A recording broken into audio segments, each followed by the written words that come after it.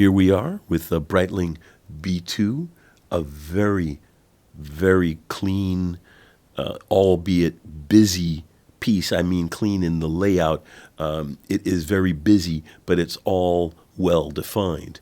One of the interesting aspects of the B-2 is that it's got a compass bezel, which if you didn't know, you can find south using your watch hands by pointing the hour hand at the sun and bisecting the angle to 12, that's south. And then obviously north is the other direction.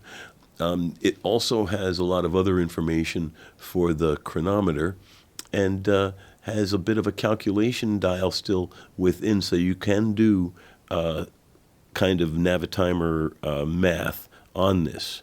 It is really a high functionality piece. And the additional aspect of having a UTC module is very cool. Gives you the second time zone in a really sharp presentation in a way that is very cool and tooly.